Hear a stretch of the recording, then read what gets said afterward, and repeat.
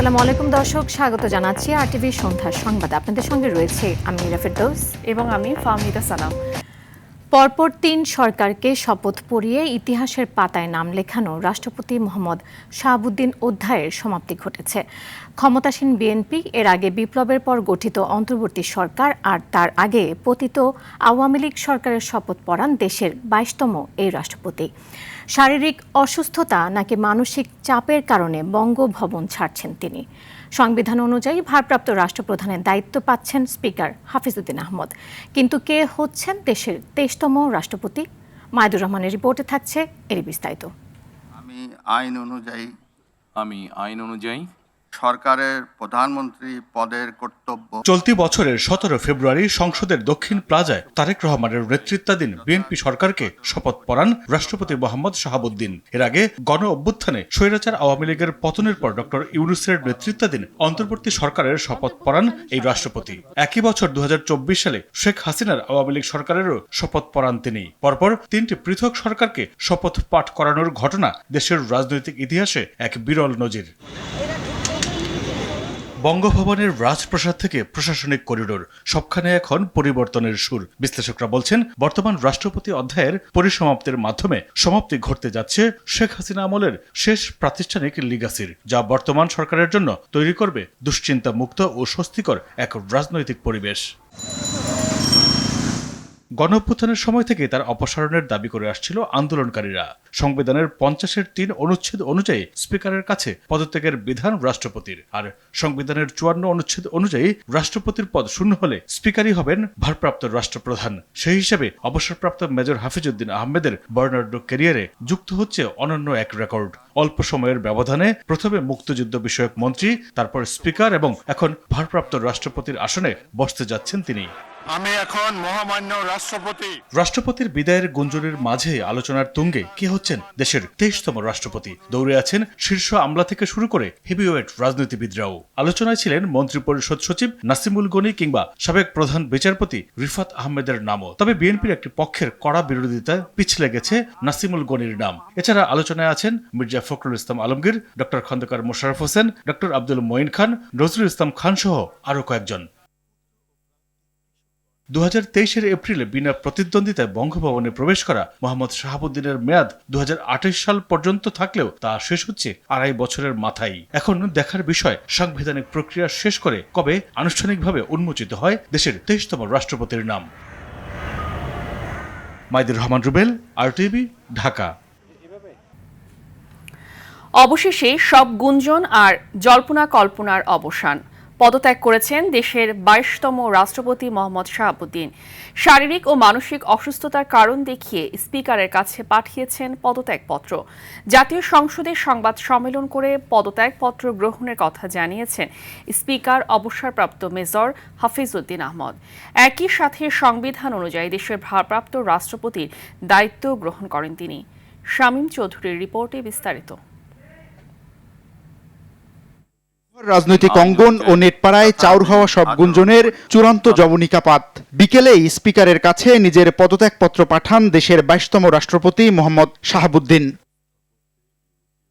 স্পিকারের উদ্দেশ্যে পাঠানো নিজ স্বাক্ষরযুক্ত সেই চিঠিতে শারীরিক গুরুতর অসুস্থতার কথা উল্লেখ করেন বিদায়ী রাষ্ট্রপতি। হৃদরোগ, উচ্চ রক্তচাপ, ডায়াবেটিস, কিডনি জটিলতা সহ বাইপাস সার্জারির বিষয়টি তুলে ধরেন তিনি। জানান, সম্প্রতি স্বাস্থ্য পরীক্ষায় অটোনমিক নিউরোপ্যাথি ধরা পড়ায় মাঝে মাঝেই ক্ষণিক অচেতন হয়ে পড়ছেন তিনি। ফলে এমন শারীরিক ও মানসিক অসামর্থ্য নিয়ে রাষ্ট্রপ্রধানের মতো গুরুত্বপূর্ণ সাংবিধানিক পদের দায়িত্ব সামলানো সম্ভব নয় বলেই সংবিধানের ৫০-৩ অনুচ্ছেদ অনুযায়ী ইস্তফা দেওয়ার ঘোষণা দেন মোহাম্মদ শাহাবুদ্দিন।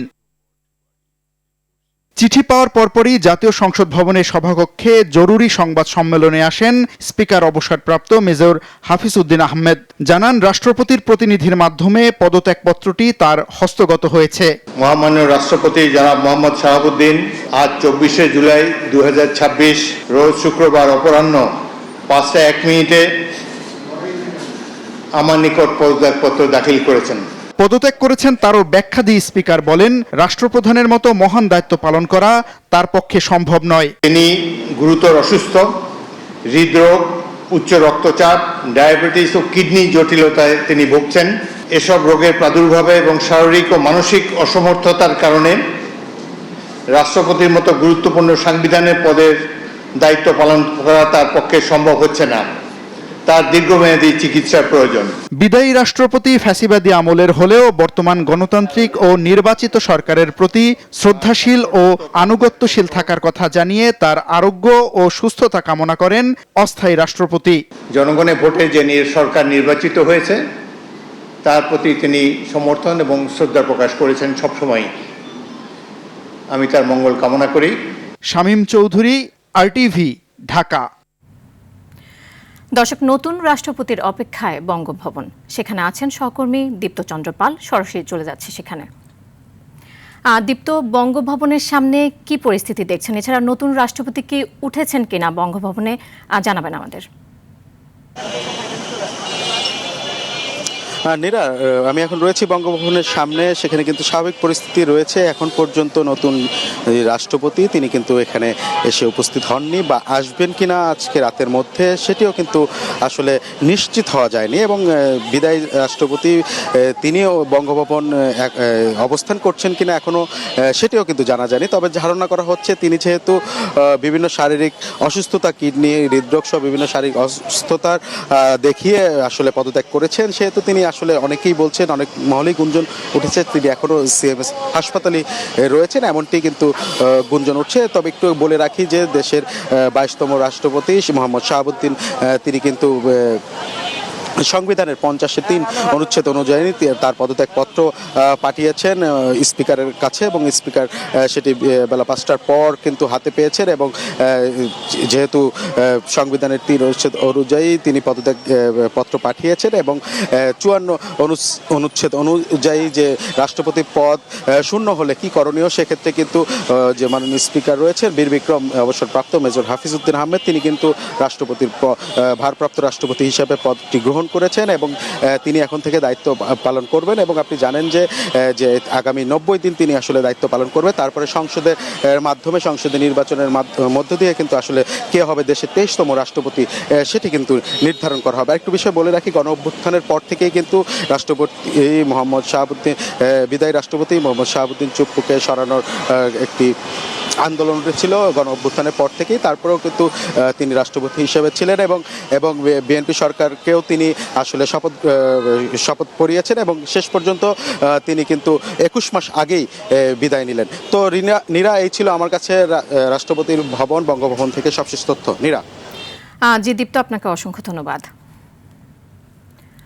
বাংলাদেশকে একটি গণতান্ত্রিক, অন্তর্ভুক্তিমূলক ও শোষণমুক্ত রাষ্ট্র হিসেবে গড়ে তুলতে সরকার কাজ করছে বলে জানিয়েছেন বিএনপির মহাসচিব ও স্থানীয় সরকার, পল্লী উন্নয়ন ও সমবায় মন্ত্রী মির্জা ফখরুল ইসলাম আলমগীর। সকালে একটি হোটেলে বেঙ্গল ডেল্টা কনফারেন্স 2026 অনুষ্ঠানে প্রধান অতিথির বক্তব্যে তিনি এসব কথা বলেন। বাংলাদেশ বর্তমানে একটি গুরুত্বপূর্ণ সন্ধিক্ষণের মধ্য দিয়ে যাচ্ছে উল্লেখ করে স্থানীয় সরকার মন্ত্রী বলেন, ছাত্র জনতার আন্দোলন, গণতন্ত্র পুনঃপ্রতিষ্ঠার আকাঙ্ক্ষা এবং রাজনৈতিক পরিবর্তনের প্রত্যাশা দেশের সামনে নতুন সম্ভাবনা তৈরি করেছে। তিনি 1971 সালের মুক্তিযুদ্ধে আত্মত্যাগকারী শহীদ ও সংগ্রামীদের প্রতি শ্রদ্ধা জানিয়ে বলেন, তাদের ত্যাগের বিনিময়ে বাংলাদেশ স্বাধীনতা অর্জন করেছে। একই সঙ্গে তিনি 2024 সালের গণতন্ত্র পুনঃপ্রতিষ্ঠার আন্দোলনে জীবন উৎসর্গকারী ছাত্র জনতার প্রতিও শ্রদ্ধা জানান। We are committed to build a rainbow nation. আমরা একটি বৈচিত্র্যময়, সম্প্রীতিপূর্ণ জাতি এবং অন্তর্ভুক্তিমূলক সমাজ গড়ে তুলতে কাজ করছি। এ কারণেই চাকমা, সাঁওতাল, মারমা আমাদের দল থেকে নির্বাচিত হয়ে সংসদে প্রতিনিধিত্ব করছে। They have been nominated by our party to the parliament. Bangladesh জামাতে ইসলামী ফেরেশতাদের দল নয়, তারাও মানুষ, তাদেরও ভুল ত্রুটি হয় বলে মন্তব্য করেছেন বিরোধী দলীয় নেতা ও দলটির আমির ডাক্তার শফিকুর রহমান। শুক্রবার রাজধানীর কাকরাইলে দলের রুকন সম্মেলনে তিনি বলেন, অন্যায় আর জামাত ইসলামী একসঙ্গে চলে না। নেতাকর্মীদের উদ্দেশ্যে জামাত আমির বলেন, নৈতিকতার প্রশ্নে জামাত ইসলামীতে কোনো ছাড় নেই। এছাড়া সংবিধানের দোহাই দিয়ে গণভোটকে অবৈধ দাবি করা হলে জুলাই গণ অভ্যুত্থান এবং বর্তমান সরকারের বৈধতাও প্রশ্নের মুখে পড়বে বলে মন্তব্য করেন তিনি।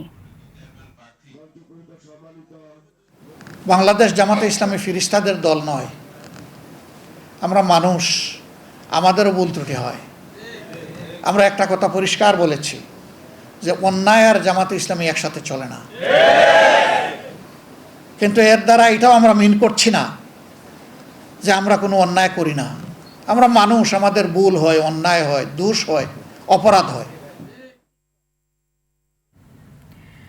তীব্র গ্যাস সংকটে রাজধানীর বেশিরভাগ আবাসিক গ্রাহকের চুলা জ্বলছে না।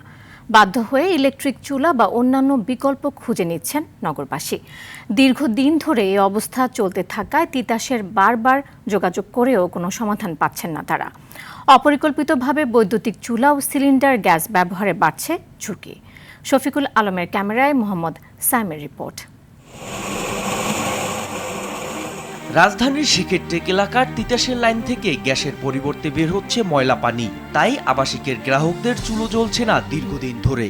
আমরা মনে করেন অনেক কষ্টেতে রান্না বান্না করতেছি, সারাদিনও গ্যাস থাকে না। এর আগের থেকে 1 মাস আগের থেকে একটু একটু করে 10টা পর্যন্ত থাকতো, কিন্তু এখন একদমই টোটাল নাই। বাধ্য হয়ে বিকল্প উপায়ে রান্না করছেন তারা। তো গ্যাস তো নাই, গ্যাসের জন্য তো অনেক হাহাকার করতেছি, মানে কত আর কিনে খাওয়া তো যায় না, সেজন্য আমরা অল্টারনেটিভ হিসাবে আমরা ইলেকট্রিক চুলা কিনেছি। নিয়মিত গ্যাস বিল পরিশোধ করলেও সেবা না পেয়ে ক্ষোভ জানান গ্রাহকরা। বিকল্প হিসেবে অপরিকল্পিতভাবে বৈদ্যুতিক চুলা ও এলপিজি সিলিন্ডার ব্যবহারে বাড়ছে নিরাপত্তা ঝুঁকিও। গ্যাস বিল রেগুলার আমরা পেমেন্ট করছি উইদিন দ্য টাইম ফ্রেম, কিন্তু আমরা গ্যাস পাচ্ছি না। আমাদের ইলেকট্রিক্যাল বিল দিচ্ছি বেশি, মানে আমরা একটা ডেঞ্জার পয়েন্ট সামনে রেখে আমরা এটা করতেছি।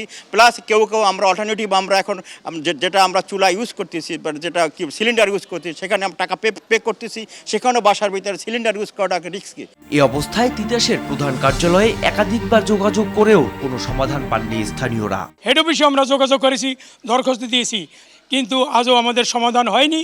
আমাদের এলাকায় কোনো গ্যাস এখনও সরবরাহ হয় নাই। আমাদের এলাকার জনগণ খুবই দুর্বিষহ অবস্থা বিরাজ করছে, তারা রান্নাবান্না করতে পারতেছে না। একই চিত্র মিরপুর, রামপুরা, বনশ্রী, যাত্রাবাড়ি সহ রাজধানীর বিভিন্ন এলাকায়। দ্রুত গ্যাস লাইন সংস্কার, নিরবিচ্ছিন্ন সরবরাহ নিশ্চিত এবং গ্রাহক ভোগান্তি দূর করতে সরকারের কার্যকর উদ্যোগের দাবি জানিয়েছেন এলাকাবাসী। মোহাম্মদ সাইম, RTV, ঢাকা। রাজধানী সহ দেশের বিভিন্ন স্থানে তীব্র গ্যাস সংকটে চরম বিপাকে পড়েছেন সিএনজি চালিত অটোরিকশা ও প্রাইভেট কারের চালকরা। সিএনজি স্টেশনগুলোতে ঘন্টার পর ঘন্টা লাইনে দাঁড়িয়েও মিলছে না কাঙ্ক্ষিত জ্বালানি। এতে যেমন বাড়ছে সময়ের অপচয়, তেমনি কমছে চালকদের আয়, ভোগান্তিতে পড়ছেন যাত্রীরাও। আরও জানাচ্ছেন আব্দুর রহিম। ভোর থেকেই সিএনজি স্টেশনগুলোতে লম্বা লাইনে দাঁড়িয়ে থাকতে দেখা যায় সিএনজি ও প্রাইভেট কার। 3-4 ঘন্টা অপেক্ষা করেও গ্যাস মিলছে না। চালকদের অভিযোগ, দীর্ঘ সময় লাইনে দাঁড়িয়ে থাকায় দৈনিক কয়েক ঘন্টা কর্মঘণ্টা নষ্ট হচ্ছে। ফলে আগের মতো যাত্রী পরিবহন করতে পারছেন না তারা, এতে আয় কমছে তাদের। লাইনে দাঁড়াইছি 7:30টায়, এখন বাজে 9:30, হবা খেল পাম্পের কাছাকাছি আইছি। আজকে হচ্ছে কি 7:45টায় সিরিয়াল দিছে, এখনো গ্যাস পাই নাই। লাইনে গ্যাসের সংকটের জন্য এই অবস্থা। ভাড়া তো মারতেই পারি না, মালিকরা জমা কমায় না, জমা কম নেয় না, কি করবো?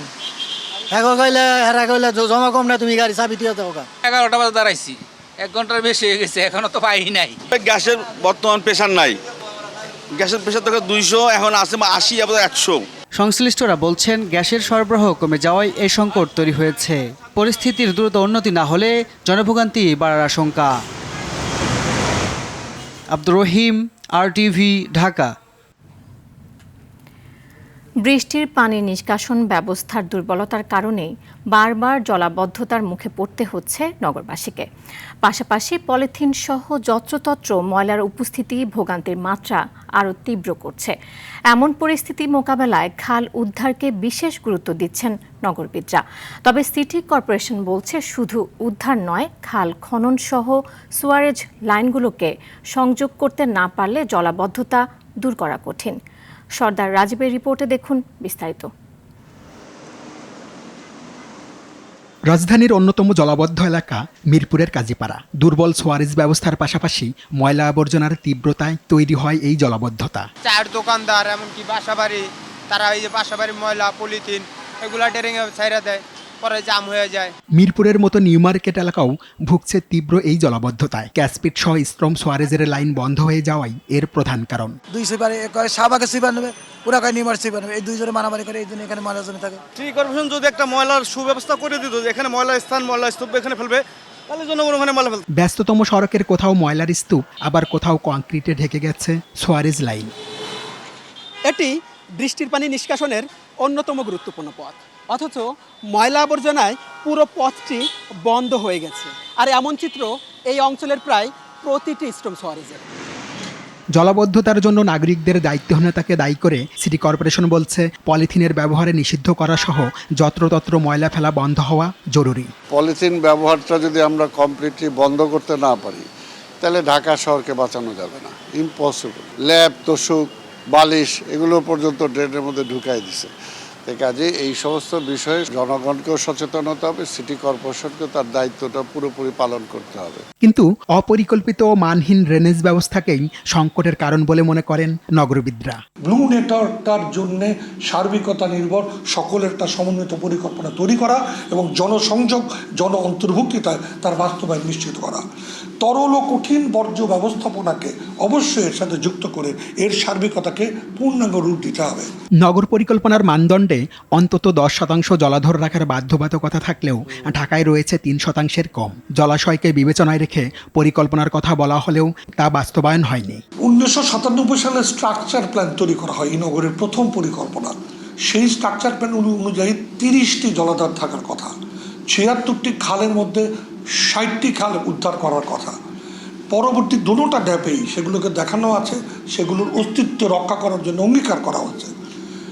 এর অধিকাংশ এখন আর নাই। তবে সরকারি খাল উদ্ধারের প্রতিশ্রুতি দিয়ে এই সিটি কর্মকর্তা বলছেন জলাবদ্ধতা নিরসনে খালগুলোকে সংযুক্ত করতে হবে। এটা তো ড্রেনেজ সিস্টেমের সাথে কানেক্ট হইতে হবে। অনেক জায়গায় সেই কানেকশনটা নাই, অনেক জায়গায় কানেকশন আছে পুয়ার। ওল্ড সিটিতে দেখেন ড্রেনেজ সিস্টেমটা একেবারে কলাপস করে গেছে, অথচ নর্থ সাউথ রোডে একটা বিশাল ড্রেনেজ ব্যবস্থা আছে, কিন্তু ওইটার সাথে তো কানেক্টেড হইতে হবে। রূপনগর খাল সহ রাজধানীর প্রধান খালগুলো পুনরুদ্ধার করা গেলে প্রায় 80% জলাবদ্ধতা দূর করা সম্ভব বলছেন নগরবিদরা। সর্দার রাজীব, আর টিভি, ঢাকা। সরবরাহ স্বাভাবিক থাকলেও নিত্য প্রয়োজনীয় পণ্যের বাজারে দামে স্বস্তি মিলছে না। বিশেষ করে সবজি, কাঁচামরিচ ও ডিমের বেশি দাম সাধারণ ক্রেতাদের চাপে ফেলেছে। বাজারে পণ্যের সংকট না থাকলেও বাড়তি দামে নিত্য প্রয়োজনীয় কেনাকাটায় হিমশিম খাচ্ছেন ক্রেতারা। হাসান নূরের ক্যামেরায় বাজার পরিস্থিতি জানাচ্ছেন অভি আরিফ। বাজারে সব ধরনের সবজির পর্যাপ্ত সরবরাহ রয়েছে, তবে সরবরাহ স্বাভাবিক থাকলেও বেশিরভাগ সবজির দাম এখনো মানুষের নাগালের বাইরে। ফলে বাজারে এসেও স্বস্তি নিয়ে ফিরতে পারছেন না ক্রেতারা। ঝড় বৃষ্টি চলছে তো, ওই জন্য গত সপ্তাহের চেয়ে তুলনামূলক আজকে দাম একটু বেশি মনে হয়, শাকসবজির দাম বেশি। এত দাম দিয়ে জিনিসপত্র কিনলে খাবো কি, চলবো কি করে? মধ্যবিত্ত যা ওদের সঞ্চয় নাই, শুধু ফ্যামিলি লিভিংয়ে সব শেষ হয়ে যাচ্ছে। বাসা ভাড়া, খাওয়া দাওয়া, কোনো রকমের বেঁচে থাকা আর কি। সবজির পাশাপাশি কাঁচামরিচের দামও ঊর্ধ্বমুখী। রান্নার অন্যতম এই উপকরণ কিনতে গিয়ে বাড়তি টাকা গুনতে হচ্ছে ভোক্তাদের। একইভাবে ডিমের দামও তুলনামূলক বেশি থাকায় দৈনন্দিন খাদ্যব্যয় নিম্ন ও মধ্যবিত্ত পরিবারের উপর চাপ বাড়িয়েছে। বিক্রেতারা বলছেন বৈরী আবহাওয়ার কারণে বাজারে সরবরাহ কম। গেলে সপ্তাহে বেচছি আপনার 100 টাকা, 120 টাকা, আবার 80 টাকাও বেচছি। আবার এই সপ্তাহে আপনার 200 টাকা বেচতেছি, 180 টাকা বেচতেছি। যতগুলো জেলা আছে, বৃষ্টি হয়েছে, যেখানে মরিচ হয়, বন্যা হয়ে মরিচ গাছ নষ্ট হয়ে গেছে। আজ আমরা মরিচ কিনছি 170 টাকা কেজি, সরবরাহ কম, খুব কম, দাম বেশি। পেঁয়াজের দামটা বাড়ার কারণ হচ্ছে আপনার এই বছর বৃষ্টির মাত্রাটা হচ্ছে বেশি, যার কারণে এই সময়ে পেঁয়াজের দামটা বৃদ্ধি পেয়েছে। নিত্য প্রয়োজনীয় পণ্যের সরবরাহ বাজারে স্বাভাবিক থাকলেও স্বস্তিতে নেই সাধারণ মানুষ। কার্যকর তদারকির মাধ্যমে মানুষের নাগালের মধ্যে আসবে নিত্য প্রয়োজনীয় পণ্য, এমনটা প্রত্যাশা সকলের। অভি আরিফ, আর টিভি, ঢাকা। 24 জুলাইয়ের 24 দিনটি ছিল কোটা সংস্কার আন্দোলনের অন্যতম টার্নিং পয়েন্ট। চাপের মুখে এদিন সীমিত পরিসরে ইন্টারনেট চালু হলে প্রকাশ পায় দেশ জুড়ে চালানো দমন নিপীড়নের চিত্র। এছাড়াও নিখোঁজ থাকা কয়েকজন সমন্বয়কের ফিরে আসা সহ জাতিসংঘের লোগোযুক্ত সাজোয়া যান ব্যবহারের তীব্র প্রতিক্রিয়া জানানো হয়। ফ্যাসিবাদের সেই নজিরবিহীন বিভৎস দিনগুলোর আর যেন পুনরাবৃত্তি না হয় সেটি চাওয়া গণঅভ্যুত্থানে অংশগ্রহণকারীদের। বিস্তারিত সর্দার রাজীবের প্রতিবেদনে।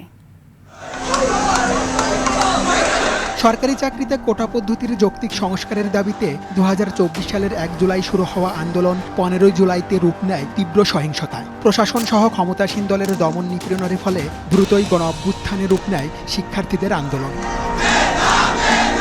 আন্দোলন দমাতে 18 জুলাই সারা দেশে পুরোপুরি ইন্টারনেট সেবা বন্ধ করে দেয় আওয়ামী সরকার। 24 জুলাই সীমিত পর্যায়ে ব্রডব্যান্ড ইন্টারনেট চালু হলেও বন্ধ থাকে মোবাইল ইন্টারনেট সেবা।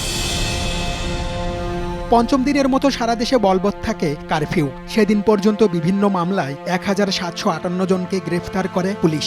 বিক্ষোভ দমনে সেনা মোতায়েনের পর ইউএনের লোগোযুক্ত যান ব্যবহার করা হলে উদ্বেগ জানায় জাতিসংঘ। এদিকে 19 জুলাই থেকে নিখোঁজ থাকা বৈষম্য বিরোধী ছাত্র আন্দোলনের অন্যতম সমন্বয়ক আসিফ মাহমুদ, আবু বাকের মজুমদার ও রিফাত রশিদের খোঁজ মেলে 24 জুলাই। আন্দোলন বেগবান করতে তাদের অনেকেই ছিলেন আত্মগোপনে। দেখতে পাচ্ছিলাম নিউজে যে আমার বাবা মর্গে গিয়ে লাশ খুঁজতেছে, যে আমার ছেলেটা বেঁচে আছে কিনা মরে গেছে। আমার মা তখন হসপিটালে ভর্তি, আমার খোঁজ না পেয়ে যে ছেলে মারা গেছে না বেঁচে আছে তারা জানে না। আমার মাকে সিসিইউ দিয়ে ওই সময়ের ভিতরে রাখা হয়েছিল। এই নিউজগুলো দেখার পরও আমি চাইলেও কমিউনিকেট করতে পারি না, কারণ আমাকে যে ওই সময় শেল্টার দিচ্ছে তার বিপদটা হয়ে যাবে। তবু এই সময়গুলোর মাঝেও যতই বলি না কেন শেল্টার নিয়েছে, আসলে রাজপথ থেকে দূরে থাকতে পারি নাই। মাস্ক পরে গিয়ে ক্যাপ পরে কোনোভাবে লম্বা জামা পরে প্রতিদিনই আন্দোলনের ওখানে যেতাম, মুভমেন্টের মাঝে যেতাম। 24 জুলাই তৎকালীন প্রধানমন্ত্রী শেখ হাসিনার সঙ্গে মতবিনিময় করেন দেশের শীর্ষস্থানীয় সাংবাদিকরা। এদিন রাত পর্যন্ত আরও 4 জন সহ সারা দেশে রাজপথে নিহত হয় অন্তত 201 জন আন্দোলনকারী। নৃশংস এই হত্যাযজ্ঞ নাড়িয়ে দেয় গোটা বিশ্বকে। এই যে লাশগুলো পড়লো, এই যে লাশের দায়, এই লাশের বিনিময় কি কোটা সংস্কার হতে পারে কিনা? সবাই বলল না। কনসিকুয়েন্স কি? যখন সবার মাঝে প্রশ্ন করা হলো তখন আসিফ ভাই বলে উঠেছিল যে প্রয়োজনে আরও 30টা লাশ পড়বে, কিন্তু শেখ হাসিনার পতন ঘটাতে হবে। তো আমাদের মুভমেন্টটা আসলে 16 তারিখ রাত থেকেই পুরো প্যারাডাইমটা শিফট হয়ে যায়। আমাদের যেখানে আগে ছিল কোটা সংস্কার আন্দোলন, শিক্ষার্থীদের অধিকার আদায়, 16 তারিখ রাতের পর থেকে স্বৈরাচারী শেখ হাসিনার পতন এবং নতুন বাংলাদেশ বিনির্মাণ। মেধার মূল্যায়ন নিশ্চিত করা সহ বৈষম্যহীন বাংলাদেশ গড়ার লক্ষ্যে যে জুলাই আন্দোলনের জন্ম হয়েছিল, বর্তমান সরকার সেটি বাস্তবায়ন করবে এমনটাই চাওয়া অংশগ্রহণকারীদের। বাংলাদেশের জনগণ ফয়সালা করবে শেখ হাসিনার শাস্তি আসলে কী হয়েছে। সে তো ফাঁসির আসামি, ফাঁসির কাজটা সে যাবেই, কিন্তু তার আগে জনগণের যে বুকে যে গুলি চালিয়েছে, জনগণের আসলে সেই হিস্সাটা বুঝে নেওয়া উচিত। সর্দার রাজীব আর টিভি, ঢাকা। যারা ধর্মের নামে সমাজ ও রাষ্ট্রের বিভক্তি সৃষ্টির চেষ্টা করে তারা জাতি, ধর্ম এবং ঈশ্বরের শত্রু বলে মন্তব্য করেছেন তথ্য ও সম্প্রচার মন্ত্রী জহিরুদ্দিন স্বপন।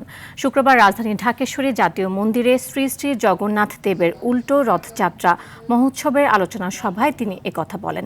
তথ্যমন্ত্রী বলেন, ধর্ম বিশ্বাসকে পুঁজি করে একটি মহল সমাজকে বিভক্ত করতে চায়।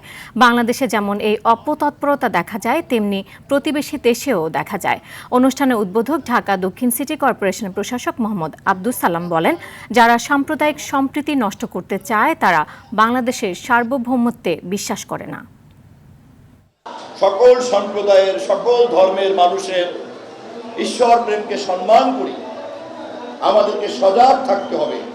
আমাদের ধর্ম বিশ্বাসকে, প্রতিটি ধর্মের ধর্ম বিশ্বাসীদেরকে কোনো মহল কোনো ধরনের কোনো অশুভ লক্ষ্য চরিতার্থ করার জন্য যেন পুঁজি করতে না পারে। কুষ্টিয়া ও চাঁপাইনবাবগঞ্জ সীমান্তে 25 জন ভারতীয়কে বাংলাদেশে পুশিনের চেষ্টা ব্যর্থ করে দিয়েছে বিজিবি। কুষ্টিয়া দৌলতপুরের জয়পুর সীমান্তে বিএসএফের চর মেঘনা ক্যাম্পের সদস্যরা নদীপথে 2 জন পুরুষ, 4 জন নারী ও 2 জন ট্রান্সজেন্ডার সহ 8 জনকে বাংলাদেশে পাঠানোর চেষ্টা করে। খবর পেয়ে বিজিবির 47 ব্যাটালিয়নের টহল দল কঠোর প্রতিরোধ করলে অনুপ্রবেশকারীরা ভারতে ফিরে যেতে বাধ্য হয়। অন্যদিকে চাঁপাইনবাবগঞ্জের গোমস্তাপুর সীমান্ত দিয়ে 7 জন পুরুষকে বাংলাদেশে পুশিনের চেষ্টা চালায় বিএসএফ এর টিলাসন ক্যাম্প। সেখানেও বিজিবি 16 ব্যাটালিয়নের শক্ত বাধায় বিএসএফ এর পরিকল্পনা নস্যাৎ হয়। আর সীমান্তে সর্বোচ্চ সতর্ক অবস্থানে রয়েছে বিজিবি।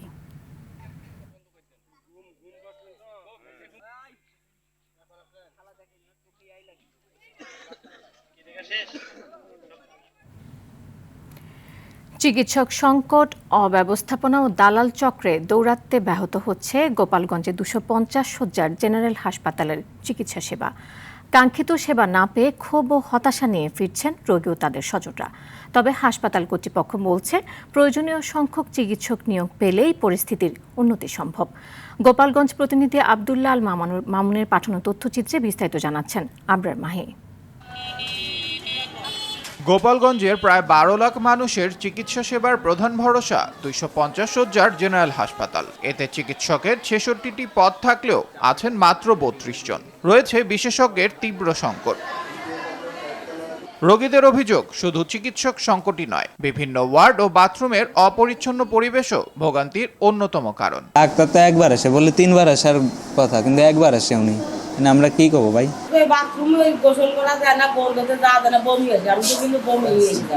আমাদের যে কোনো সমস্যার কারণে 4 তলা থেকে নিচতলায় জরুরি বিভাগে যাইতে হয়, তাতে আমাদের অনেক সমস্যা হয়। এদিকে আশপাশের বেসরকারি ক্লিনিক ও ডায়াগনস্টিক সেন্টারকে ঘিরে সক্রিয় দালাল চক্র। তাদের প্ররোচনায় সেসব সেন্টারে গিয়ে বাড়তি খরচ গুনতে হচ্ছে রোগীদের। অনেক দালাল চক্র আছে হসপিটালের ভিতরে। তারা করে কি, যে এইখান থেকে রোগীগুলা নিয়ে বিভিন্ন প্রাইভেট ক্লিনিকের ভিতরে তারা নিয়ে যায়। হাসপাতালের তত্ত্বাবধায়ক জানান, নতুন চিকিৎসক নিয়োগ বা পদায়নের জন্য ঊর্ধ্বতন কর্তৃপক্ষকে জানানো হয়েছে। স্বল্প সংখ্যক চিকিৎসক নিয়ে জনগণের সেবা দেওয়া খুবই কঠিন কাজ।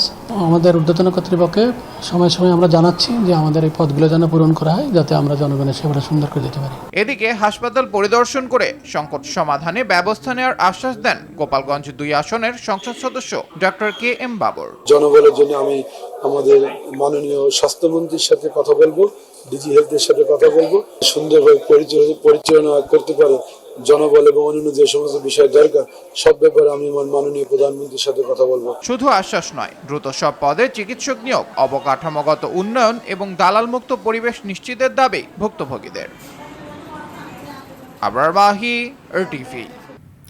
বৃক্ষরোপণে সাজাবো দেশ, সবার আগে বাংলাদেশ। এই প্রতিপাদ্যে পঞ্চগড়ে শুরু হয়েছে 10 দিনব্যাপী বৃক্ষরোপণ অভিযান ও বৃক্ষমেলা। বেলা 11:30টায় পঞ্চগড় সরকারি অডিটোরিয়াম চত্বরে মেলার উদ্বোধন করেন পানি সম্পদ প্রতিমন্ত্রী ফরহাদ হোসেন আজাদ। জেলা বন বিভাগের আয়োজনে আয়োজিত এই মেলায় প্রায় অর্ধশতাধিক নার্সারি অংশগ্রহণ করেছে। আয়োজকদের আশা, 10 দিনে এখানে প্রায় 30 লাখ টাকা চারা বেচাকেনা হবে।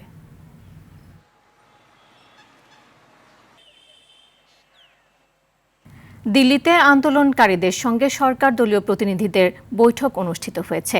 শিক্ষামন্ত্রীর পদত্যাগ বিষয়ে সিজেপির কাছে সময় চেয়েছে মোদী সরকার। অন্যদিকে পদত্যাগ ও ক্ষমা না চাওয়া পর্যন্ত আর আলোচনায় না বসার ঘোষণা দিয়ে আন্দোলন চালিয়ে যাওয়ার ঘোষণা দিয়েছে ককরোচ পার্টি। এ বিষয়ে আরও জানাচ্ছেন ইমতিয়াজ আহমেদ।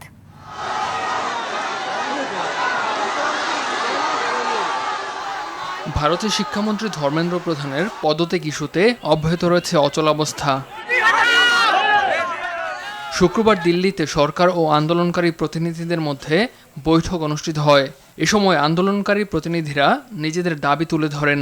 বৈঠকের পর ককরোচ মুখপাত্র আশুতোষ রাঙ্কা জানান, শিক্ষামন্ত্রী ধর্মেন্দ্রর পদত্যাগের সিদ্ধান্তের বিষয়ে শনিবার দুপুর পর্যন্ত সময় চেয়েছে মোদী সরকার।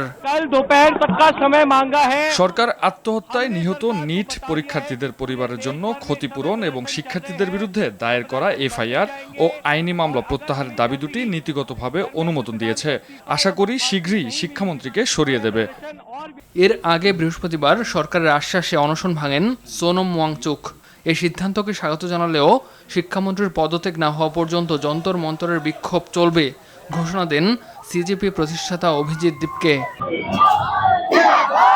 আন্দোলনরত শিক্ষার্থীদের ওপর পুলিশের দমন পীড়নের ঘটনায় এবার কেন্দ্রের বিরুদ্ধে আরো কঠোর অবস্থানে বিরোধীরা। সরকার নে हमारे फ्यूचर पर आक्रमण किया है। ধর্মেন্দ্রর পদত্যাগ এবং প্রধানমন্ত্রী নরেন্দ্র মোদীকে নিঃশর্ত ক্ষমা চাইতে হবে।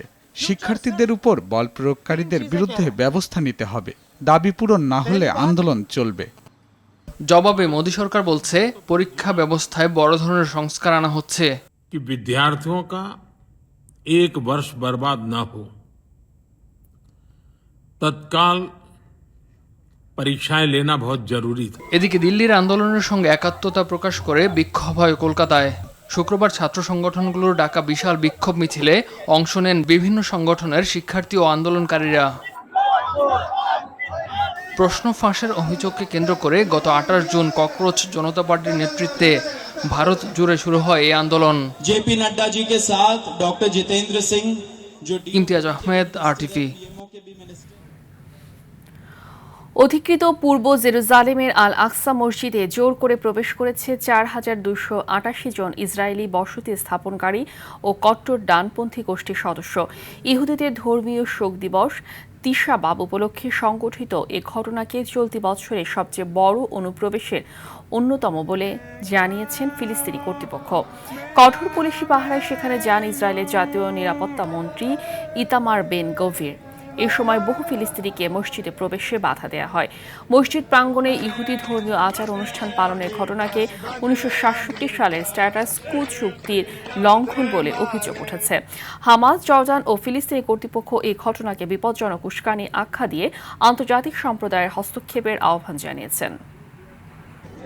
আগামী মাসে প্রথম সপ্তাহে 2 ম্যাচের টেস্ট সিরিজ খেলতে অস্ট্রেলিয়া সফরে যাচ্ছে বাংলাদেশ জাতীয় ক্রিকেট দল। অস্ট্রেলিয়ার কঠিন ও পেস সহায়ক কন্ডিশনে টেস্ট সিরিজটি নিয়ে টাইগারদের সামনে বড় চ্যালেঞ্জ অপেক্ষা করছে। তবে এই গুরুত্বপূর্ণ সিরিজের আগে বড় ধাক্কা খেয়েছে টাইগার শিবির। ইনজুরির কারণে এই সফরে থাকা হচ্ছে না পেসার নাহিদ রানার। নাহিদের সাইড স্ট্রেইনের স্ক্যান রিপোর্টে গ্রেড 2 ধরা পড়েছে, যা সেরে উঠতে সময় লাগবে মাসখানেকের বেশি। যেহেতু পুনর্বাসন চলাকালীন তিনি বল করার মতো ফিট থাকবেন না, তাই অজিদের বিপক্ষে টেস্ট সিরিজটিতে তাকে বাদ দিয়ে দল সাজাতে হচ্ছে নির্বাচকদের। স্প্যানিশ ডিফেন্ডার মার্ক কুকুরেয়ার কোঁকড়ানো চুল তার ট্রেডমার্ক। প্রতিপক্ষের ফুটবল থেকে শুরু করে বিশ্বজুড়ে ছড়িয়ে থাকা অগণিত ফুটবল ভক্ত সবাই তাকে এই চুলের জন্য এক নজরে চিলে ফেলেন। তবে এই চুলের পেছনে যে লুকিয়ে আছে এক বাবার নিঃশর্ত ভালোবাসার গল্প, তা হয়তো অনেকেরই অজানা। সদ্য বিশ্বকাপ জয়ী মার্ক কুকুরেয়ারের ঝাঁকড়া চুলের গল্প জানাচ্ছেন মৌসাদ দিনুরি।